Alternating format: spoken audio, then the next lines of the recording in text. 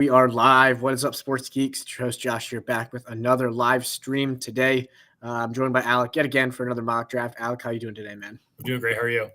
I'm doing good. I'm ready to mock again. It has been crazy with free agency here. We're going to run through kind of like a sum up of free agency as we're going through the different teams here, but it's been crazy. Obviously, just opened today, technically. Tampering opened on Monday.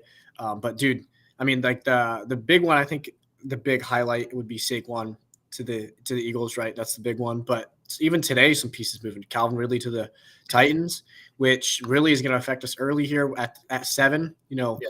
PFF has their number one need as a wide receiver. Maybe we would have went wide receiver today. I think Calvin Ridley getting them going there. Not anymore, right? But it's going to be a good mock draft today. Something I haven't told you yet, Alec, though. Today is our final 1-round mock draft. Everything after this will be 2 rounds. Maybe we'll throw 1 round in there later, but everything after this will be at least 2 rounds to try to get a little bit more in depth here. But get a quick drink of water there. We're ready to go. You had first pick last time, correct? Yeah.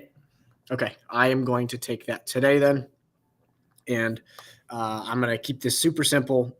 No trades. Caleb Williams, first overall pick. We say it every week. We're going to keep it here. I'm not going to make this complex at all. I think he's a little bit cocky, you know, watching his interviews as at the combine, but realistically, he's been the most sought after quarterback in college football for the last 2 years now. I understand why you're cocky. So, but yeah, also you don't think so I have everybody's like all the free agents they've signed up to date, the PFF kind of like the master sheet. Mm-hmm. You don't think them signing Brett Rippon has anything to do with them taking Caleb Williams number 1 overall?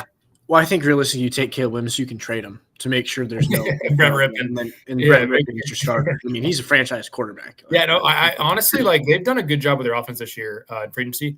The Gerald Everett signing actually very sneaky. Yes. And the reason I'm using this list, there have been way too many deals for me to even comprehend. Yes, full time and also even looking at this list, it's blowing my mind. Every time I check Twitter, there's like 18 new signings. Yes. Yeah. No, like, yeah, last night I'm at work and I'm sitting there and I'm like, dude, how did I miss this Chris Jones extension? Yeah. And I'm like, it's, you know, 5 years, whatever it was, 195 or whatever it was. Yeah. And I'm like, how did I miss that? But there's just so many, so many notifications. I got Schefter on, I got, you know, JPA football on, I got everything on, and you just miss them. But yeah, I'm keeping it simple. Caleb Williams at 1. So, we've kind of talked about this. Combine really didn't change anything. Jaden Daniels didn't step on the scale. That was still a question. Mm-hmm. I think the Commanders they signed Marcus Mariota to a 1-year, $10 million deal. I really think that they just go the best quarterback they feel, whether that's May or Daniels. Don't know which one they want. I'd pick Drake May though here. Okay. Yeah, no, I'm with you. Drake May is my number 2. Daniels, I understand he's a little bit more athletic, but I think Drake May has more of an NFL football body. I think looking at, I know you just brought up Marcus Mariota. To me, Jaden Daniels has a Marcus Mariota build, right? He also has the Lamar Jackson build if you want to go to the other side. You know, like a skinnier dude that's really quick, really good on the move, but we don't know how many hits he can take. And that's just a little bit concerning to me. Drake May, I'm not at all concerned about how many hits he can take. That dude is a physical specimen. So I'm with you there too, but I think here that makes the Patriots may have the easiest pick in the draft, in all honesty. It's whichever one's left. Yep. Yeah. I mean, there's not really much to talk about that. We're still doing trades now, right? Yes, sir. Yes, sir. Okay, sweet. Any trades you'd like, knock yourself out. Okay. I'm not trading here. This is a no-brainer. Also, Bengals just signed Sheldon Rankins. Okay. So Marvin Harrison Jr. here. That's pretty easy. Marvin Harrison Jr. in most drafts, if there weren't 3 quarterbacks, would go probably 2, potentially 1. If the right quarterback class was, if it was the Ritter. Yeah, last year's. Yeah. So, you know, potentially, or 2 years ago. 2 years ago. Yes, 2 years ago. Yeah, last year's had Young. He would have been a top 2 pick. But, yeah, so this year just get pushed down by the QBs. But the Cardinals, funny enough, this is like probably who they want anyway. I think Kyler Murray's shown enough success for you that you're not looking to replace him. I mean, yes, he's battled some injuries, but he's shown enough success. You're fine. Yeah, You and then, need wideouts, and you're about to have a right. generational talent out there Yeah, following you out. and the dead cap hit's way too much. The dead cap hit is just an insane amount right now to even think about. Right. You know, you wouldn't cut him, but you trade him, but you still have to pay that dead cap. Yeah. So I'm on the clock here with the Chargers. To me, this is an extremely easy pick as well. Just cut Mike Williams today. That's kind of what everybody thought. I mean, I assumed that would happen. I wouldn't be surprised at all if we started, training camp in this fall, and Keenan Allen and Josh Palmer weren't on the roster either. I wouldn't be surprised at all. Quentin Johnston is not that guy. We saw that last year. You need somebody for Herbert to throw the ball to. You could go Bowers, but I don't think that's where you go. I think Neighbors is where you go here. I think it's pretty easy. There's a chance they move down just to try to save some cap space, but I think you did that with cutting Williams. They're officially into the green now, which is crazy. But Eckler's gone. Obviously, that's going to affect the team dynamic a little bit. You have Josh Kelly in there. Wouldn't be surprised they took Gus somebody Bus. oh, that's right. They got Gus Bus. That's right. Gus Wouldn't be surprised if they drafted somebody in 4th or 5th round. Yep. But I could see like a Bucky Irving. I think he would actually fit there the way they play, kind of just a lightning quick. He can catch it out of the backfield. Pass blocking, he's really not going to do much of it for you, but screen game, he's going to be lethal. Maybe he doesn't really have an NFL body, but that's sidetracked. I think Malik Neighbors is. Yeah. Also, don't overlook the Blake Corum, Jim Harbaugh connection potentially later in the draft. Yes. Yep. I don't think Blake Corum will be a very good NFL running back, but I completely believe that Harbaugh will be biased there. Yep. Okay. Number 6. So this is tough for me. We've gone back and forth on a couple of these. I'm going to go Joe Alt here. Okay. I think Joe Alt's the best player on the board at this point. I think Joe Alt is the best tackle in this draft. I think that he can play right. He'll play right tackle for them. Evan Neal hasn't been very good. Joe Alt can play right tackle. He can play left tackle. They have Andrew Thomas there, he's going to be there for a while. Their tackles will be set. And they're going to – they just signed Devin Singletary. They're going to probably get rid of Daniel Jones after this year. So Joe Alt and Andrew Thomas will kind of be the cornerstone of that offense moving forward. Yeah, I'm with you. I wouldn't be surprised at all if the Giants traded up and took a quarterback here. But I think if you're picking at 6, I think it's really simple. You're taking an offensive tackle, especially given the way this first 5 picks have gone, which I think this is pretty standard as far as mock drafts go. Obviously, mock drafts toss in the air, right? We see that every year. But over to me at 7. I always plan on going with Dunze today until I saw that Calvin Ridley news. Thinking through this, I was completely planning on going to Dunze. Obviously, that's being thrown out the window. I'm going to go Olu Fashanu. I just think this is the easy pick here. It's a safe pick. He's going to be a good guy. He's going to be a good locker room guy. He's going to start for you, and he's not going to be bad. There's a chance maybe he doesn't have the upside of somebody like Amarius Mims, but I think this or J.C. Latham even. But I think this is a really safe pick. I think Brian Callahan's pretty all right with this. Yeah, and even though he doesn't have the ceiling of a guy with better physicality and physical traits, he could still be an All-Pro. Yes, yes, he's really good. I just think Joe Alt is that guy. I think Olu Fashanu, like even last year, would be, like first tackle taken off the board, and everybody's like almost like like salivating for this guy. But because this tackle class is just absurd, that like Joe Alt is almost like making, and same thing with Malik Neighbors too, because of how good Marvin Harrison and Joe Alt are. It's almost making you think less of Malik Neighbors and Olu Fashanu. Like these guys are still insane upsides. The potential is through the roof. The skill level, the talent is through the roof. It's just unfortunate in the timing of them going out. But yeah. Over to you at pick 8 with the Kirk Cousins-led Falcons. Yeah, what was it? $100 million guaranteed, 90 through the first 2 years, 10 for the. So it's basically a 2-year deal, 2-year, $90 million deal. And then if he, is still balling, he probably won't see the 4th year of that deal because it's not guaranteed. But you never know if he's still balling. Right. Right. Also signed Darnell Mooney. Yes. So presumably he'll be the 2. Pitts will be the tight end 1 because they cut Jonnu. Right. Um, and then they'll have Drake London. So I don't see them going wide receiver here, like a Rome. I really like Dallas Turner here. I know we've talked about that before. Freak athlete, really the best edge athlete at the combine, and he's also happens to be the most talented, raw talented defensive end as well. So when you get that mix, you're going to be a top 10 pick, even in a loaded offensive class. You're still going to be a top 10 pick. Yeah, absolutely. I think Raheem Morris is going to be stoked about getting Dallas Turner here. He's a perfect 3-4 player. Like, he is an outside linebacker that is going to be lethal getting to the pass, really getting to the quarterback, right? Is going to be helpful setting the edge on the run. Maybe you really probably don't want him dropping into coverage, but that's okay because of how good he is rushing passer.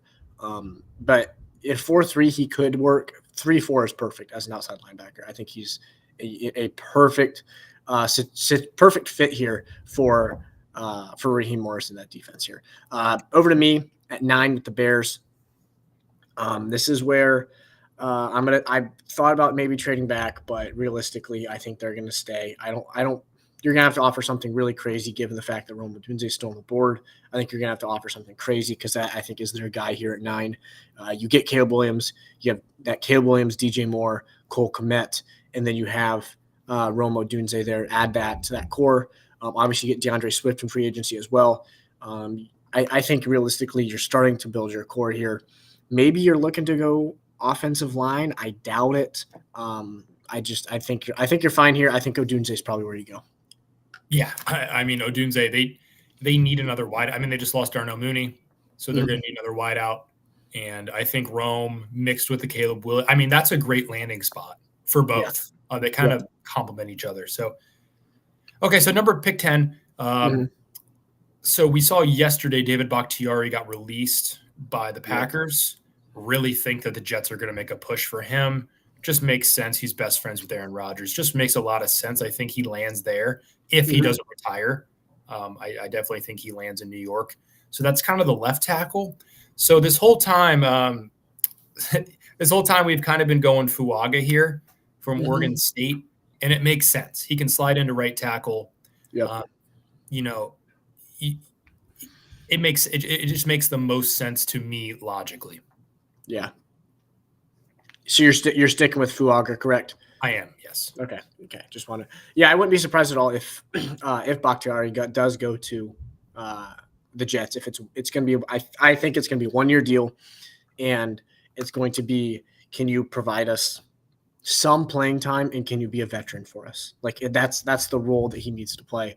He'd be great. He's going to be great at it if he does. Wouldn't be surprised at all if he retires as well. But over to me at 11, and here's our first trade here. So I am going to trade with the Miami Dolphins here. Miami's picking at 21.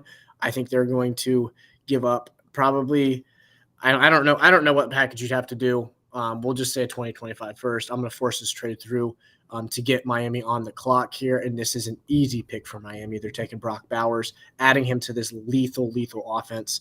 Tua is going to be an MVP conversation. If this happens, Tua is going to be in MVP conversations because of the weapons around him. You're throwing to Tyreek Hill, Jalen Waddle, and Brock Bowers. Holy smokes. I mean, this offense is going to be putting up 30 a game minimum. I think this is a fit that Brock Bowers would love here. Yeah, no, Brock Bowers would love this fit. Now the problem is that Bengals signing Mike Gesicki was kind of balling out before Mike McDaniel got there, and then they didn't really utilize their tight ends. Durham Smythe had a couple of vulture touchdowns to kill me in the Jalen Waddle sweepstakes last year in fantasy, but yeah, so I think that if they had Brock Bowers, you use Brock Bowers. It's not like that the odds of seeing unless you're Arthur Smith. Yeah, I was really about to say the odds of you seeing a Arthur Smith type offense. Mike McDaniel's probably a little better play caller than Arthur Smith. A little bit. So they'll find a way to get him the ball. That'd be a huge trade, and they're in cap hell, to say the least. They had to let Christian Wilkins go for nothing. They just released Xavier Howard. Yep. So they're kind of in cap hell. I like pick 11 slot for Brock Bowers. It's not too much money, as we talked about, previously. If you pick him in the top 5, it's a lot of money. Pick 11, a little more reasonable. So I like that. Okay, so Broncos at 12. I could see them trading up for JJ McCarthy, but in this mock, he just falls to him. So I'm going to go JJ McCarthy here. Yeah, again, like we've mentioned, especially once you see that third quarterback go off the board and McCarthy is the best quarterback remaining, that's when it gets dangerous. Because, and I wouldn't be surprised if you see somebody like Denver pull the trigger, right? Because if you are dead set on you need to acquire a quarterback through this draft, and McCarthy is your line, right? Your tier one is those 4 guys, and McCarthy's the last one left, and there's 7 picks before you. No matter who the teams are, there's teams that could trade up and take him, right? And so I think they're going to be pretty concerned, especially with Minnesota picking right before you, because Minnesota, obviously, we talked about Kirk Cousins to Atlanta, right?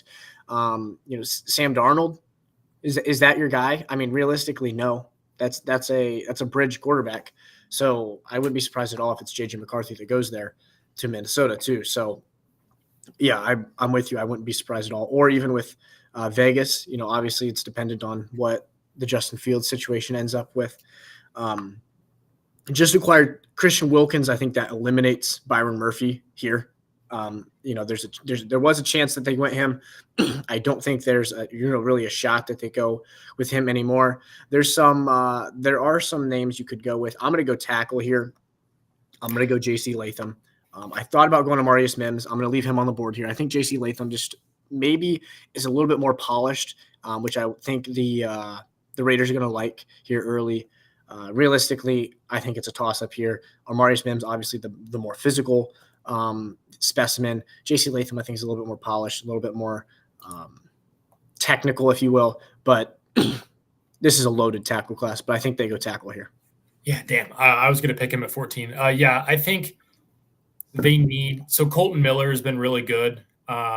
He's been solid. I think they just need another tackle. Their O-line has not been very good, to say the least, over the last couple of years. So ever since the Alex Leatherwood pick, they've just kind of fallen off the board. Yeah, a little bit of an overdraft there. Yeah, he is no longer on an NFL roster, so that's interesting. That was an interesting pick to begin with. Yeah, it was. So here, I'm going back and forth. I'm going to go Latu here from UCLA. Okay. I was thinking about Jared Verse too, but I think that Jared Verse, he is a great athlete. He did have great production. However, he is an older prospect. So I think potentially that could make him fall a little bit. So I think the Saints, maybe they take the best player on the board, and that's Latu here.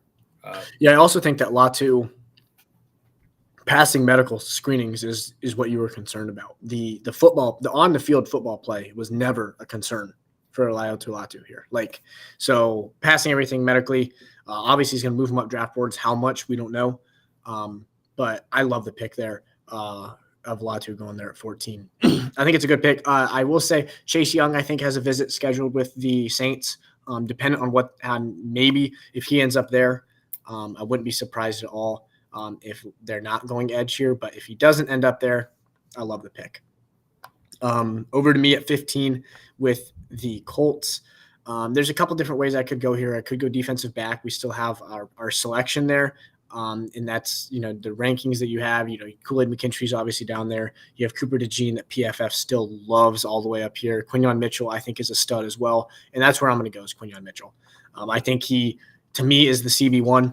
Terrion Arnold might be. Terrion Arnold is a great tackler. I think Quinyon Mitchell is a little bit more athletic. Not a little bit, a lot more athletic, I should say.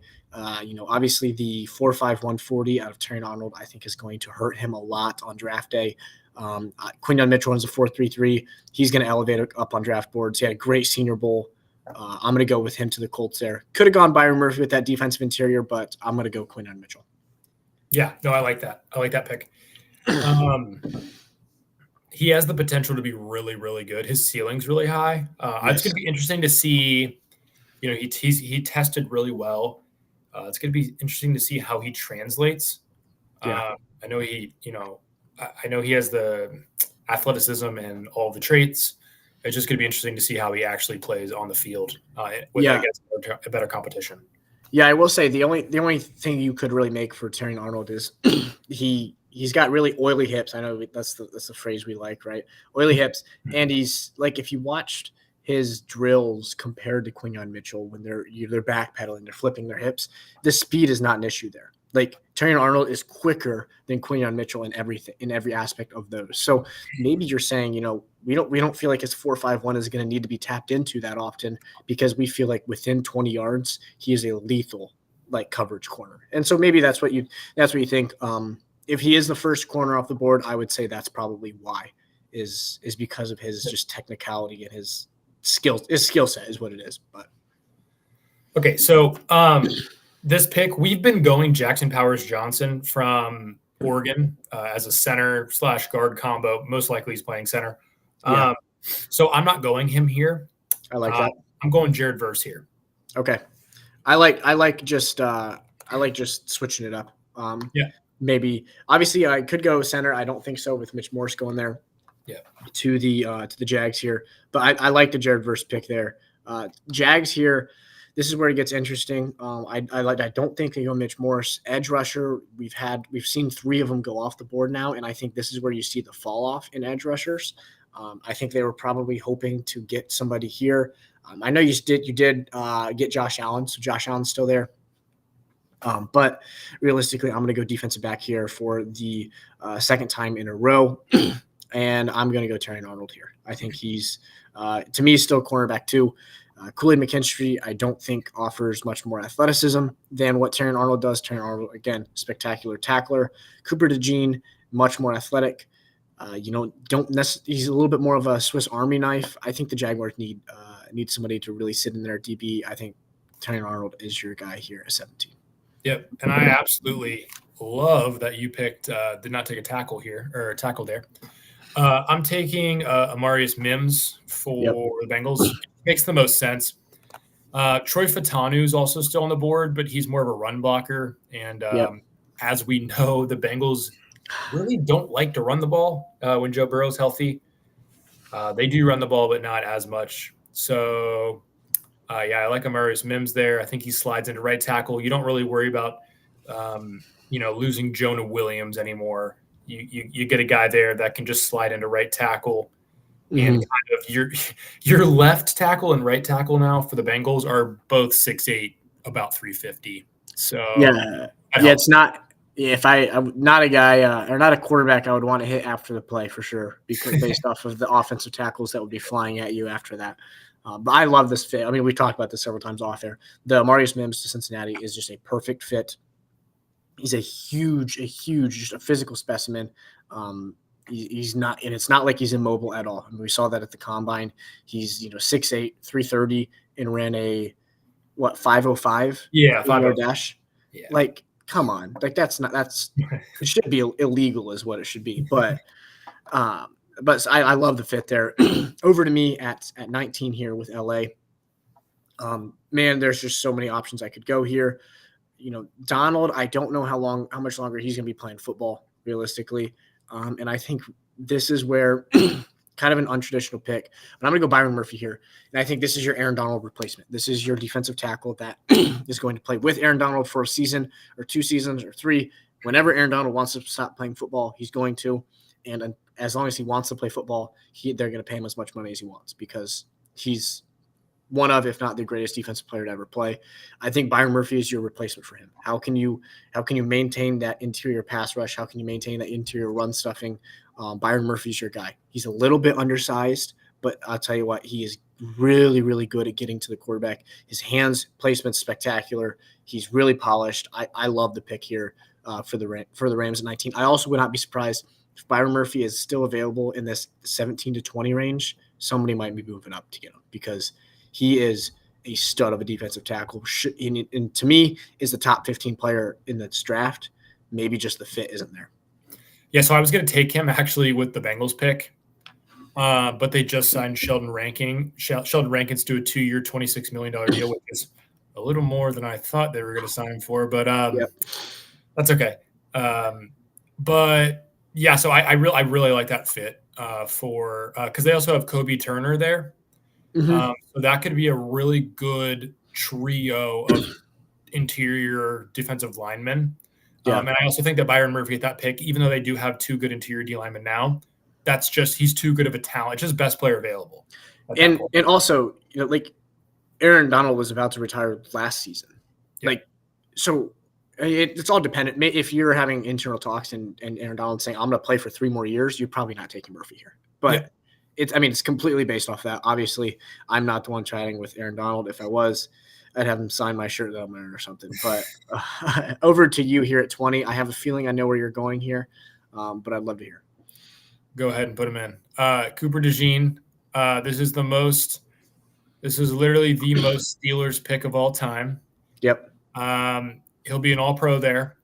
He'll play outside corner. He'll play safety. He'll play nickel corner. He'll play in slot corner. He'll play in the box, out of the box.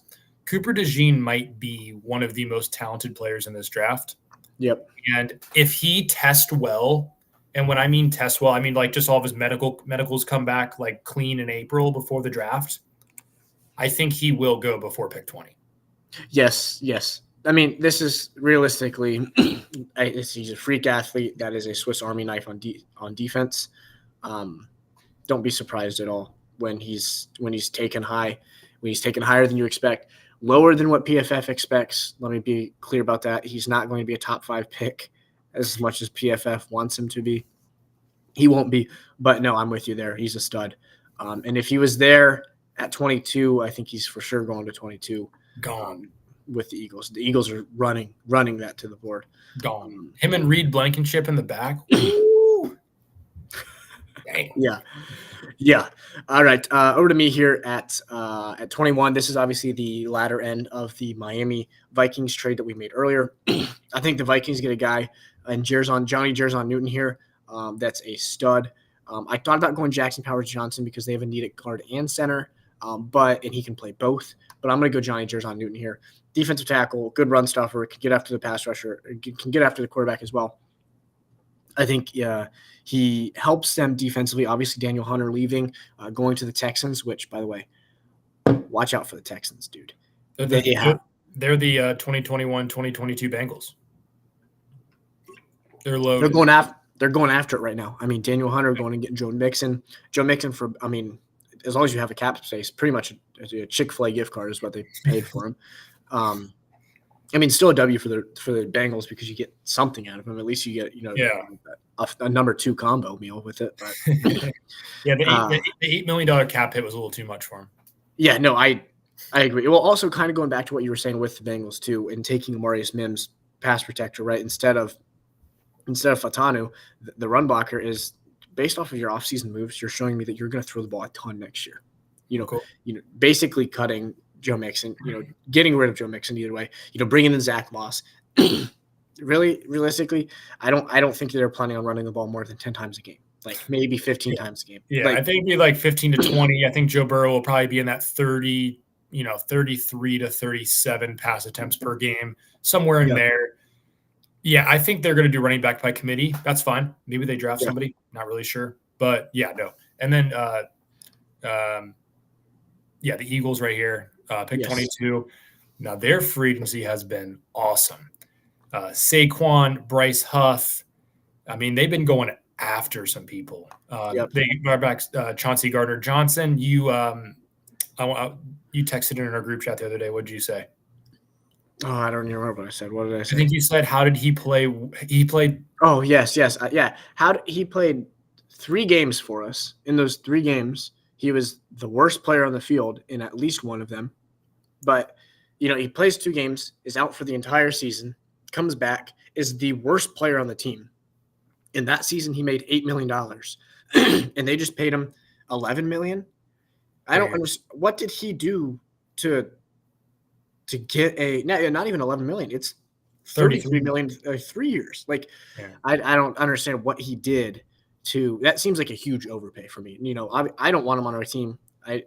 He talks way too much smack for me. We're up 2 touchdowns on the best team in the NFC, and he's waving to their fans, just pouring gas on the fire. I don't like it at all.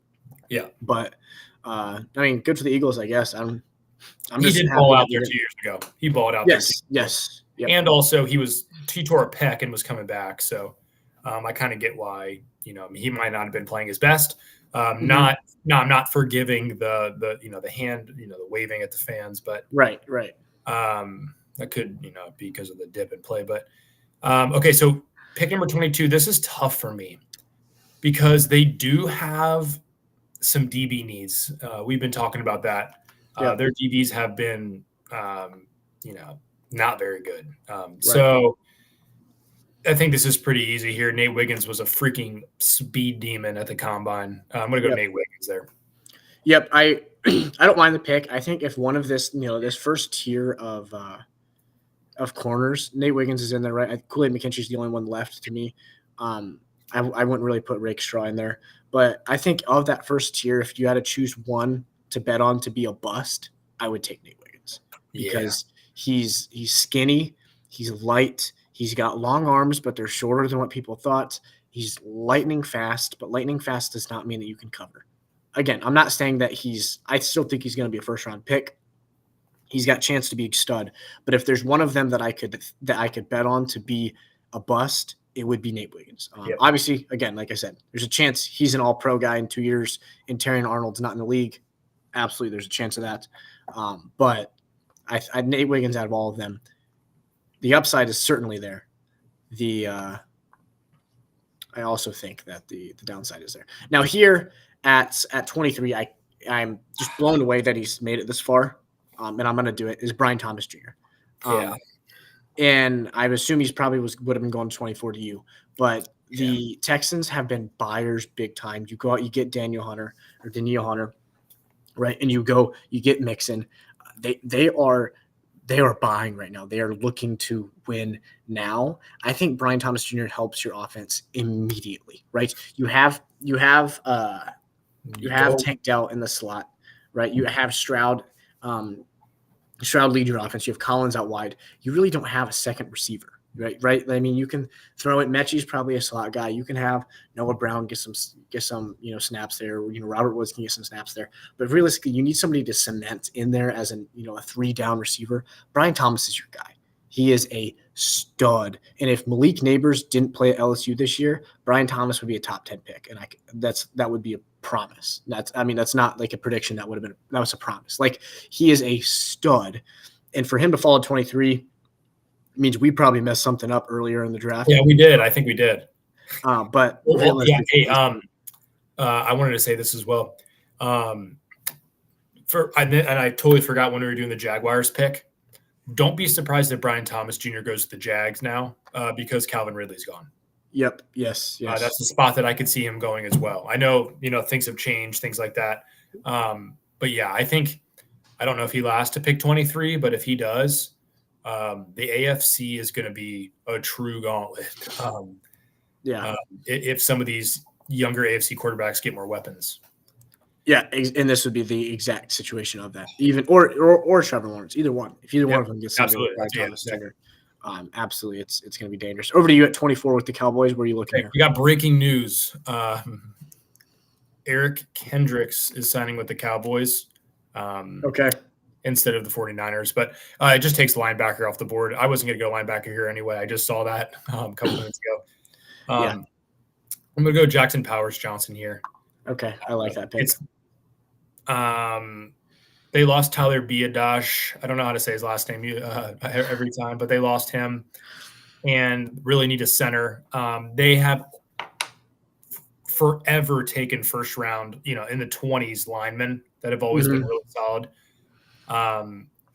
So yeah, I think that honestly, seeing him in the teens kind of iffy for me. Seeing him at pick 24 makes a ton of sense. Yeah, it's the teens. I think has to be a fit. It's the fit. Like you need a center, like kind of like what we did. Like if he goes past Jacksonville, I don't see another team taking him, and because I don't see the Steelers taking him at 20. Right. That's the only team that even could. Yeah. In this range, like nobody else. I was actually just thinking that and looking at this, and I'm like, I wonder when JPJ is going, because I'm looking at teams that I'm picking for. I'm like, I'm not taking him with the Packers. Like Cardinals, I'm not taking him. Lions, I'm not taking him. Maybe for the Lions, but probably not because Ragnow is going to be there for at least another year, if not 2 or 3 more. But no, I like the pick there. Here with Green Bay at 25. I'm going to go offensive tackle, and you look at what's left on the board. You have Faltano, and then you have a couple project guys, right? Maybe some guys with really difficult last names to pronounce down here as well. I'm not even going to try, but you will. I can promise you will see these guys in next week in the second round, because I'm going to do some research on how to pronounce the names because I don't want to butcher them. Patrick Paul, I actually think, is somebody that might slide into the second round. He's a stud. He also he allowed, I think, 2 sacks on like nearly 1,000 pass protecting snaps in his career. Moved to the Big 12 and was a stud. But either way, I'm going Fatano here. I think this is just a good fit. He's obviously the run blocking. You just bring in Josh Jacobs. Josh Jacobs is a volume running back. He needs to get carries. I think opening up the play action for Jordan Love is what you want to do. Troy Fatano really helps that with securing that run blocking. Yeah, I love that. I love that pick for them because, they just lost Bakhtiari. Yeah. Don't know if Troy Fatano is going to play left or right tackle. Not really sure. I don't think it really matters. As long as he's a good player, I don't think it really matters. Yeah. Okay, so Bucks here. This is a tough one for me because I think they'll just go best player on their board. Mm-hmm. And I don't work for the Bucks, so I don't really know who the best player on their board is at this point. But a guy that we've been talking about, Chop Robinson, had a great draft. They lost Shaq Barrett. I know you're probably going to pick him next. Yep. They lost Shaq Barrett. I think they go Chop Robinson here. And he's going to ascend. I don't know if he's going to run at his pro day. I probably wouldn't if I was him. I'd probably just leave the combine numbers the way they were. Yep. But I could see him sneaking up in this range. Yeah, I think that's a great pick. I was taking him here at 27, so I'm a little bit frustrated that you took him. But I do think it's a good pick. Here at 27, I'm going to take Khalid McKinstry. He's the last of that first tier of corners left. And I think that the Cardinals are, obviously you get Marv at 4. At 27 here, you're looking to kind of add a piece on both sides of the ball. And I think this is a perfect way to do that in throwing Khalid McKinstry into your secondary there. So I think they're cool with that. Chop Robinson again was my pick, but you had to pick him. So over to you at 28, and I think I know the position you're going with here. Yeah, how'd you know? Okay, so I think we've been doing these for a little bit. Okay, so I just want to look at the Bills free agency real quick. So they lost Gabe Davis, obviously. He went to the Jags, right? Yeah. So it's tough for me because, I want to go. Like, I think Ladd McConkey is going to be really good. Yes. I really, really do. I just don't know if he goes over a Troy Franklin or an Adonai Mitchell here. I think that's tough to pull the trigger on. Yes, I would agree. So, really, I'd be fine taking either of the three. I'm going to go Ladd McConkey here, though. Okay. Yeah, so this is a pick here at 29 for my Lions that I'm curious to see how your reaction to. I'm taking Keon Coleman, Florida State receiver here, and original Michigan State commit, right? Went to Michigan State, played football, basketball there, and at the combine, some people shy away because of his 40-yard dash time. What I don't want you to look at the 40-yard dash time. I want you to look at the gauntlet drill that he does when he's over 20 miles an hour running through the gauntlet without a drop. That's what I look at. Like, this dude with the ball in his hands is lightning fast. And he also is just a physical freak. I mean, looking at him, he's 6'4", 215. And I don't have his vertical jump pulled up from the combine, but it was 40 plus, I'm pretty sure. So like, he's a physical freak. And I wouldn't be surprised at all if Detroit says, look, we're gonna continue to take this offense to the next level. We're taking the best guy on our board. There's really nothing left. I think if Kool-Aid McKinstry or Chop Robinson falls to them here, that's the guy that's in the fit is really well. I think Keon Coleman is also another really good fit. We need somebody that can stretch the field in a vertical way as well. Jameson Williams can stretch the field with speed, but he's not going to catch you any jump balls. Josh Reynolds can't even catch a ball in an NFC Championship game. He was great for us all year, but I think Keon Coleman. I wouldn't be surprised if they go receiver. I didn't expect Adonai Mitchell to be there, so I don't think he would be bad at all either. But Keon Coleman is kind of the thought process that I'd go with, that I was thinking. So I'm just going to stick with that. Yeah, no, I totally get that. I understand your logic behind that. I really do. Mm-hmm. If we know the Lions pick who they want when they want to, and it works out. So would not question that at all. If that happened in real life, I'd probably move him up my board in a lot of dynasty fantasy drafts, just because the Lions picked him earlier than he thought, and it's worked out for him. So 30 Ravens, this is tough. I think they'll just go best player available. They always do, and the player is always just a complete stud. I do think they need a receiver, though, really bad. Yep. This is tough, man. This is real tough. I'm going to go Adonai Mitchell here. Yep. I think the Rashad Bateman charade's over. He just doesn't cut it. Zay Flowers is great. They just need a deep threat.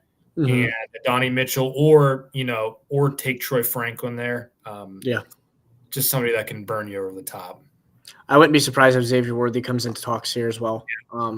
He's not somebody that I think is going to pan out he weighs 165 pounds. That I don't think that's sustainable. We talked about last week as well, but I wouldn't be surprised if that comes into talk here because of exactly what you're talking about. We need somebody to stretch the field, laterally. And I think that obviously Xavier Worthy breaking the 40-yard dash time would be that perfectly. I think Adonai Mitchell is a perfect pick there, though. To me here, I know we've talked about doing this previously. I want to go back and confirm that nothing happened here that would make this be a dumb pick. But I am going to trade this pick, and it is going to be with the Minnesota Vikings here. Where are the Vikings at? But the Minnesota Vikings are going to trade up there. And the reason here is they're going to take a quarterback, whatever they have to give up, just to force this trade. Again, I'm no genius on knowing what it takes to get these, but they're going to trade up to get a quarterback, and they're going to overpay for Michael Penix Jr., but here's why, because they want the fifth-year option. And I'm taking Michael Penix. Could have taken Bo Nix. I think I wouldn't be surprised if either one of them, especially in these bottom three picks here, if people move up, as soon as it hits past Detroit, people move up to take a quarterback because you want that fifth-year option, and it is extremely cheap if they are your starter. If they're, they don't even have to be a stud. If they're your starter, it's extremely cheap to have them here. So I think realistically, could be the Vikings, could be other people, but Vikings moving up to take Penix here, I think, is a real possibility at 31. I love that. I love that pick. I was going to actually have the Saints move up and take him.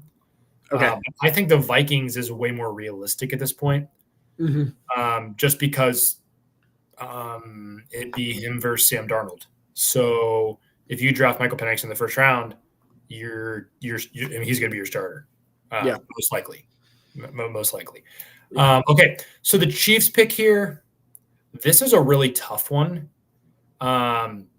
because I know their needs. I get it. I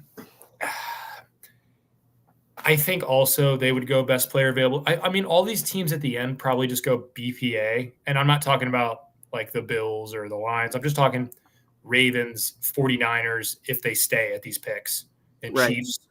I think they just pick best player available. And if I'm being honest, just looking at the board,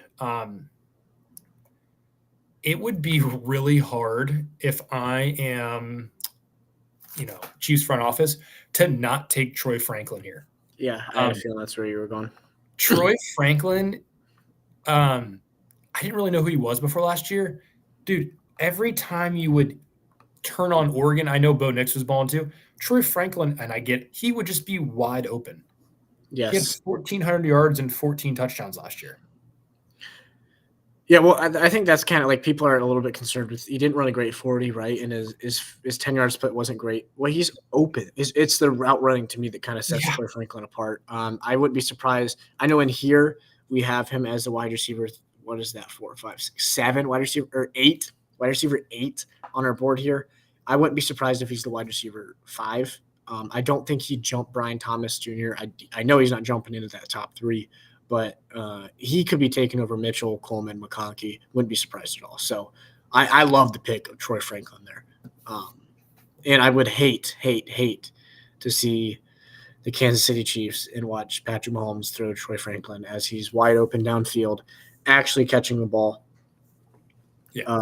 instead of the receivers this year who had bricks for hands. But MVS's time is over. I have a hot take before we hop off here. Hit me with it. And I'm just using your logic right here. I'm not using my logic. I'm not trying to be rude. Okay. You taking Keon Coleman in this mock, right, for your Lions? Yep. So you're basically saying that Jameson Williams is a bust. I think given where he is at right now, yes, he is a bust. Okay. You traded up to take him at 12. I think if you're going to trade up, the other thing I look at too is you trade up to take him at 12, and at 10 and 11 went Olave and Garrett Wilson.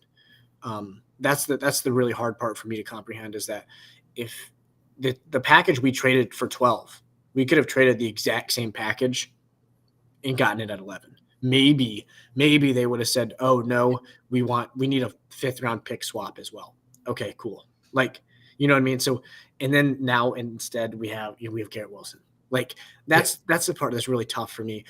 I still think that Jameson Williams' breakout season could be incoming. Like it could be incoming, but like he's had an extremely unfortunate start to his career. Yeah. Obviously, coming off a torn ACL, you play like 3-4 games realistically. Even then, you're on snap count your first season. This year, you're suspended for gambling. You're kind of working your way back into the offense all year. But we saw it in the Cowboys game. He had a 60-yarder where he burns him over top. We saw it in the 49ers game on the first drive. When he puts his foot to the ground and goes, it is like that dude is fast. He's honestly like, and so a couple of those jet sweep or those tosses they'd give to him. Just eye test, not like miles per hour, but eye test. He's top 5 in the league for like running with the ball. Like just looks how fast he looks. Yes, and also sometimes it looks like he's not running, like and then he puts his and then he's like, oh yeah, I see the seam and I'm gonna burst through it, and it's like whoa, like but he makes up ground quick. But yes, drafting somebody 12th overall in the first round as a wide receiver, they should be somebody that is contributing immediately. Obviously, you knew he wasn't going to, but also at the same time. This is what you knew, right? He's going into year 3 now. You have this year and 2 more with him on that rookie contract if you want it. So I wouldn't be surprised at all if this year he puts up 1,000 yards. I wouldn't be surprised because no, I wouldn't be. I wouldn't be either. I just think the odds are lower now. They keep decreasing. Also, it is unlucky to have a busted wide receiver at pick 12. You also got lucky with Amon-Ra St. Brown. So, I mean, like, it right. Like, it balances out. You know what I mean? It eventually balances out. But, right. I like that Keon Coleman pick. Some teams, I bet Keon Coleman is like a lightning rod. I bet he's either a 3rd rounder or 1st rounder on a lot of, like, I bet the fluctuation is really high. Yep. I think him and Xavier Worthy to me are the 2 just absolute toss-ups in that, it is you either see them as a top 20 talent in this draft in that if you can get them in the first round anywhere past 20, pick 20, it's a steal. Or you see them as somebody that's like, dude, I mean, in the 3rd round, if they're 3rd round, if they're there, we might take them. Yeah. Like, so, I'm with you there on Coleman and Worthy there. But that's all we got for today. First round draft or a mock draft here today. Next week we have a full 2-round mock draft coming at you. Alec and I will be in the lab for the next week, diving into this. Also next week, any basketball fans, we have an entire I'll be on here with Nick, and Nick and I will fill out an entire bracket for any bracket challenges you do. That'll be fun. Obviously, we're entering into the best 4-day stretch of the year. Yep. In March Madness. But this has been the Sports Geeks